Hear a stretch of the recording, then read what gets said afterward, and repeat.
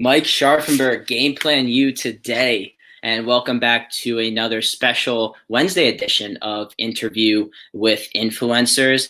As always, thank you for spending part of your busy day with us. We couldn't appreciate it more. So today I couldn't be more excited and humbled to bring on and virtually sit down with one of the most respected and well-traveled professionals in our industry. He spent time as an inside sales associate, worked his way up to premium, hopped over to the leadership side, spent some time as an inside sales manager, senior director of ticket sales, and then worked his way all the way to the top of the ladder as a VP of sales and service. So talk about climbing the corporate ladder there. And then currently he's fully immersed in the sport tech startup space, serving as the CRO at Event Dynamic. And if all of that wasn't enough, he's also a fellow podcast host and newly an author. So without further ado, let's give a big virtual round of applause to Travis Apple. Travis, welcome. How we doing? Thanks, Mike. Appreciate it. Good to be here. 100%, my man. 100%. Well, let's dive right in. I know we got a lot to cover, and let's just start with your story and kind of go back and to the beginning. So you got your start in the industry with the Atlanta Spirit, right? Now is the Atlanta Hawks LLC. And then you jumped in as an inside sales associate, right? So let's talk about that and when you first discovered the ticket sales and service industry, and then when was that moment like, you know what, I think this is what I want to do with my career? Yeah, no, it's a good question, Mike. So, going back, I was born and raised in Ohio, went to college in Ohio, and I figured with 3 majors I'd have been able to figure it out, but I really didn't. And so through an internship, I started interning at a racetrack. And back before interns ever got paid, and I started selling trackside banners, and that's where they'd pay me. They'd pay me 10%. So $1,000 banner, it wasn't a math major, but a quick $100. And so, that's what really made me fall in love with sales. So as I was graduating college and realized, what do I want to do? One end, I'd love to move out of Ohio. And 2, I'd love to work in sports. I didn't really know that the ticket sales and service industry existed. On a whim, I said, you know what? I think moving to Atlanta would be fun. So I started looking up jobs, had a connection that knew a connection that worked at the Hawks. She was in the community department. She said, hey, I'll send me your resume. I'll pass it on. Well, then I got to the point where I was, a little bit greedy, and I didn't hear back in about a day or 2. So I just started searching and scouring the Hawks and to your point, the then Atlanta Thrashers website. Found a guy named Corey Breton, who's one of my biggest mentors today. And I just cold called him and said, hey, can we talk? And then fast forward, graduated college the next day. I moved to Atlanta and embarked in the career in the inside sales. And full transparency, even when I started, I really didn't know what I was getting into. I had a decent idea, but certainly fell in love with it and have had a passion for it my entire career. I love it. I love it. 2 things you said there is the first one is in this industry, especially, you got to be willing to get up and move and sacrifice to get your foot in the door in a lot of cases. And 2, just your willingness. You wanted to work in sports. You didn't sit around and wait for it to happen. You made it happen. You took the initiative. So I love that. What I always tell people, Mike, I'm sorry. What I always tell people is you always have an opportunity to move away. And the cool thing is you can always move back. And I realize there's some personal ends that you want to stay closer to home and things like that. But, even going into it, don't always just go into a job because you're a diehard fan or a passionate fan. Because, sitting on the other chair in leadership, when I ask somebody, why do you want this job? I'm the biggest, and let's go back to today, I'm the biggest Hawks fan. Then you should have been you should buy season tickets. That would be much better for you, than to sell it. Because as you know, being in this business, you're not going to be sitting there watching all the games, right? You've got to have a passion for that business side. And the other thing is my first NHL game I'd ever been to was on my interview. I'd never been to an NHL game in my life. I knew nothing about the NHL, but now I'm embarking on a career journey that I got to sell it.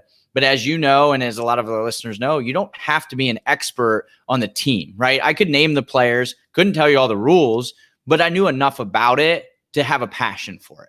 And I think that's the key in that business. But yeah, be willing to move away. Because then, really, as I moved to Atlanta, I didn't have money. I had to figure out how to afford everything. I couldn't live with my mom and dad, right? I had to be out there and I had to have success in sales because that's the only way I was going to live. And so it challenges you in a lot of different ways on the personal end, just as much as it challenges you on the professional end.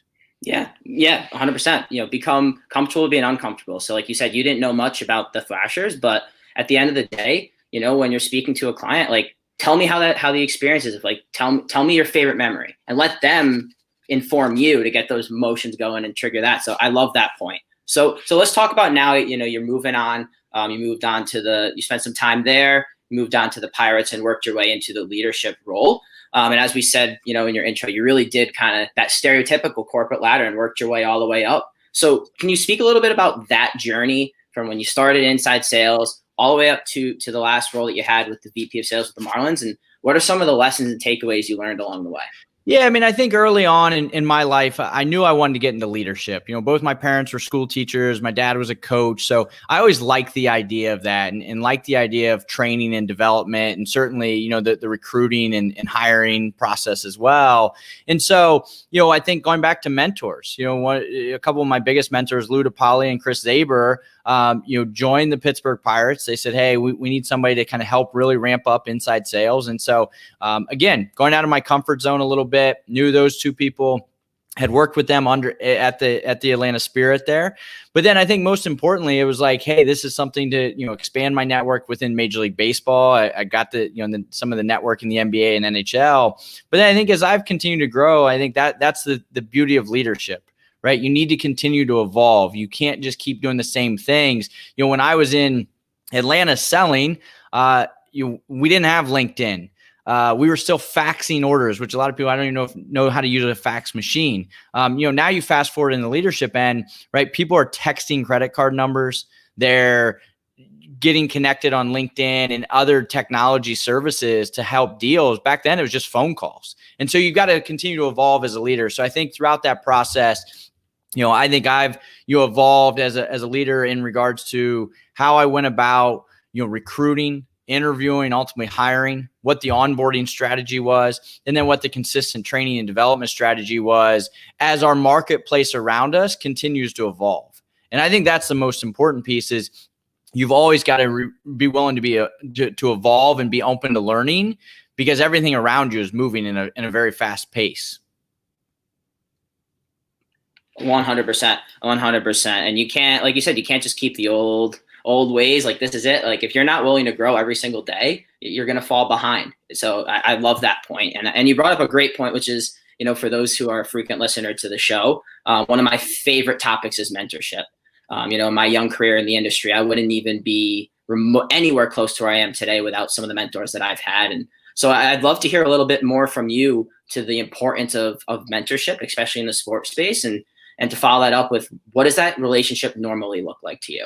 Yeah, I mean, I think mentors are huge. I think mentors in life are huge, right? Of understanding and somebody that can help you down the path, both personally and professionally, that may went through that at one point in time. And so I was very fortunate early on that I knew that I wanted to get mentors because I didn't know anything about this business that I mentioned when I first got in it. And then when I first got into leadership, I had kind of dabbled my foot as a team leader in Atlanta, but I didn't truly know all the details behind leadership. So, just having mentors, and multiple of them. Like, I think too many people think, oh, I have this one mentor. Like, I have multiple mentors to this day that I want to pick their brains. I want to get their advice. I want to think about different ways to look at things, right? Because in my mind, and no matter if you're in sales or leadership or whatever you may be, you may think about this path. But if somebody can challenge you to think a little bit differently, you may not completely go to this side, but you may double that up and say, all right, how can I complement them together to work together to really be elite? And, I think mentorship is huge. I look at my mentors, they've turned into some of my best friends. In my personal life. And I think that it just goes a long way because I know that when you pick the right mentor, they're always going to challenge you. They're always going to compete with you. And at the end of the day, they care about you. They want you to be successful. And finding a good mentor, I think there's a big difference between, finding a mentor and like managing up versus sucking up. There's a big difference. And I think, having that mentor that you're just relying and pushing to say, hey, here's how I'm thinking, and them to give you open and honest feedback. And then ultimately it comes down to you, right? You have to apply the knowledge you're giving from a mentor. And I think as you continue to evolve in your career, you want to become mentors where somebody is looking up to you and everything you do, and they're going to pick your brains, and they know that at the end of the day, you're going to do what you can to help them, because good mentors are the people that want to hire and train and develop people that can ultimately take their job one day. Yeah, 100%, 100%. I love one thing you said is mentors, that they're going to come in, they're going to challenge you, right? I know one of my big mentors, Logan Hill, he started, UNH alum, and I'd go to him with questions in the beginning, and he would give me feedback, but he wouldn't give me answers. And he would follow up my questions with questions, and really kind of make me develop that figure it out gene. So I love that concept. And I think another point you had there too is every mentorship, every role that you have is different. One mentor might be one that pushes you really hard. Then there may be another one that you're a little bit more friendly with. But at the end of the day, like, it's just building those relationships and helping each other grow and prosper. So I love that point. As we move on here to you, and you in 2019 you left the sport organization and corporate world and made the jump, the stress-free jump, right? I know it's stress-free. Yeah. Into the sport tech startup space. So talk a little bit about that jump and pivot, because I'm sure it wasn't an easy one. So what led to that pivot, and what are you doing right now as a CRO for Event Dynamic? Yeah, I think, one of those things was, a lot of people have went through this process. They're in this business. Like, you get offers from some of your current customers. And, one of the customers I had back at the Pirates days, so about a decade ago, had recently started a new company called Event Dynamic, which is an artificial intelligence dynamic ticket pricing technology to truly help maximize revenue and increase attendance. And so when I was at the Marlins, we needed assistance in the dynamic pricing space. So we brought them in and partnered with them. I was actually customer number 2. And, I fell in love with the technology. And so I started making calls on their behalf. Like, the big term of referrals, which I'm big on. I started making referral calls for Event Dynamic. And, Rob, the owner, kept saying, why don't you come work for me? Why don't you come work for me? And it was one of those things, no, I'm good. And, I think as the season came to an end at the Marlins, I really started evaluating, okay, what could that look like? As we were building it out, I remember calling a couple of my mentors and saying, hey, am I crazy getting off this team side and into this vendor tech space? And multiple of them said, absolutely not. This is the future of our business. It's where things are going. Like, the dynamic pricing world is truly, the future of this industry and of this business. And so I've been very fortunate, very excited to join. And so, within Event Dynamic, we are, like I said, a dynamic ticket pricing tool based on artificial intelligence to really focus on optimized pricing. And so, I focus a lot of my time and effort on, certainly the sales aspect of it and gaining new rights holders and clients, but also the marketing and PR side of our company as we continue to expand and, ultimately go international as well. So that's been a big piece. And it's been, a fun journey, because I've spent majority of my career sitting in the chair of who are now our customers. So, I have that kind of testimonial. Look, I completely understand where you're coming from and the thoughts and ideas you have. Now I'm sitting on this other's chair of, we've got this technology that can help.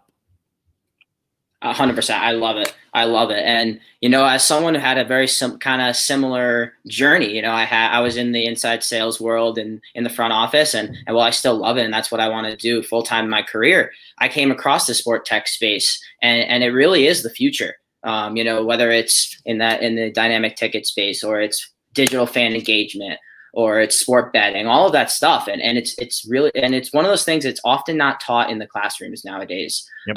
So what's some advice that you have to the career seekers out there, or some recommendations for them just to immerse themselves in that side of the industry, as it is such a growing space?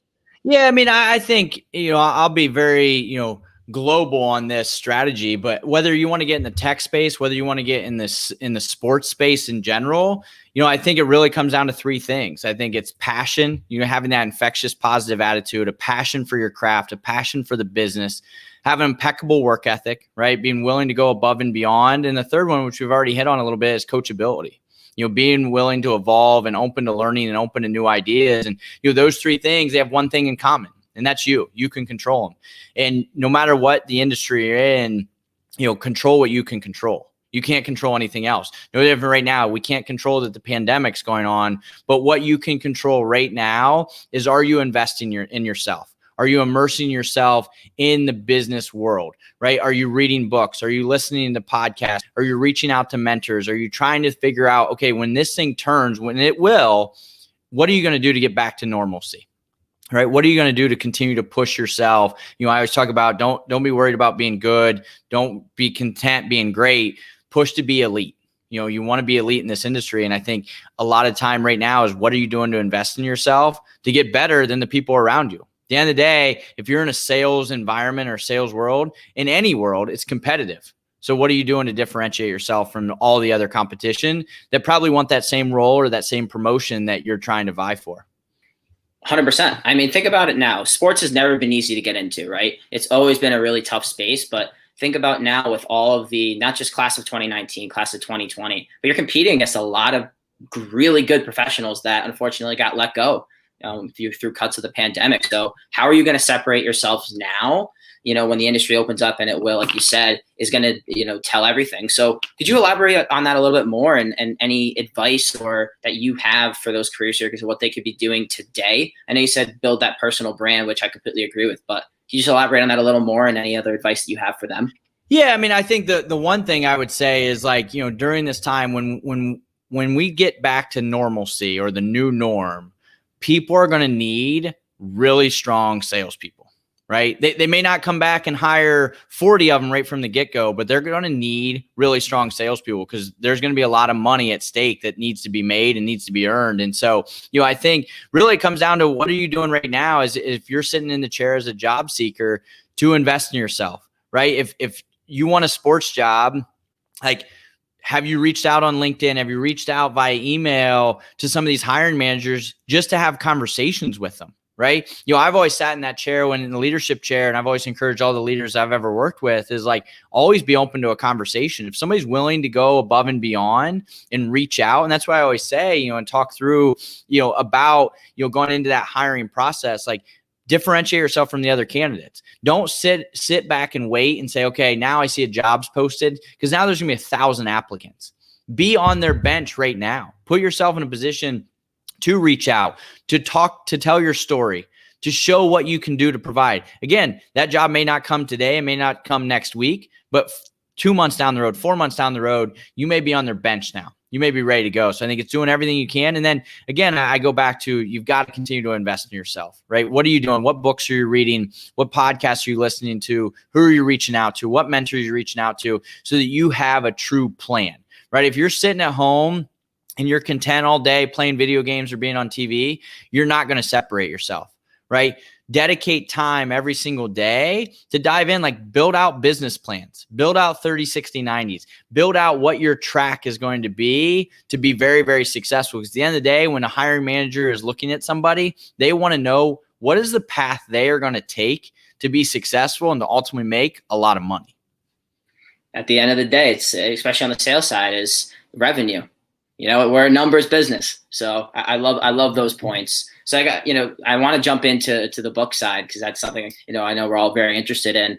But last question for you in regards to, so let's take a jump back to Travis's first day in the industry. You're back with the Thrashers, right? What is one or two pieces of advice that you would give yourself that, that you've learned over the years back then? Yeah. I mean, I think the biggest thing, and I mentioned this name, Corey Breton. He told me this early on as he was my inside sales manager when I was with the Hawks and Thrashers was, on one end, it's a marathon, not a sprint. I think you have to enjoy the journey. This business is a lot of fun. There's a lot of ups and downs, a lot of highs and lows, a lot of grind, a lot of late nights and long hours. But this business is a lot of fun, but you've got to enjoy the journey. And it is truly a marathon, not a sprint. So I think, on one end, on that end, in the second end, I think just the value of B2B selling. I think when I first started off, it was just, I wanted to try to make a sale so quickly because it was fun to ring the bell. And believe me, it's always fun to ring the bell. But, you have to sell a lot of individuals, a lot of small packages to get to $20,000. You get the right mentality and immerse yourself in that business marketplace and understand how businesses could utilize you and what your value proposition is to them. It's a lot easier to sell one deal to get 25 grand. And so I think, looking back, I think that was one of the biggest things. I would have immersed myself in the B2B community a lot earlier, as opposed to just trying to make as many sales as I could. But again, it was a marathon, not a sprint. And so as I got into business, then that's when I really shifted that focus. But, I think every day is a learning experience. And this is what I tell everybody, no matter what job they want, no matter what they do every day. If you listen to a podcast, if you're listening to this, I'm not saying you're going to take everything away from today and apply it to your day. My hope is you can take one thing. If you read a book, if you read an article, if you pick a mentor's brain, if you pick somebody else's brain, try to take one thing to apply it to your day, and you're going to be better off. Because now you're molding it, you're internalizing all of this information and making it your own. And that's how you can become an elite professional in no matter what you do. I absolutely love that point. I had the same kind of journey in my beginnings in the sports sales industry. It's like, it's great to ring the bell. It's great to make that sale. But a lot of the times those are transactional. You're getting down those basic skills, and that's great, but it's asking those deeper questions. What brings you out, personal, professional, right? And that's where you really start, because at the end of the day, the corporations are the one that, people don't have the problem sliding the credit card. So I love that. So let's dive into the book here. So I know it's been exciting last few weeks for you. So without giving too much away, right? Can you tell us a little bit about the book? And then what inspired you to write it? Yeah. So I think, as no different than I started my podcast, it's something that's always been in my mind. I've been fortunate to spend my entire career in the sports sales industry. I've worked around for and with and alongside a lot of great people. And I felt like it was an opportunity to give back, so I started a podcast to give back to a lot of my network and some of the industry experts and providing career advice. And something that I've always wanted to do is write a book. And, full transparency, it's been something I've been working on for a while. And it is, hustle your way to success in sports sales. And really what it is, it's a playbook to being elite in the sports business industry. And so, to kind of give a quick Spark Notes version, it's broken down into 7 chapters from here's, how to prepare for an interview. Here's the questions to ask, to here's what to kind of think about on day one and as you onboard.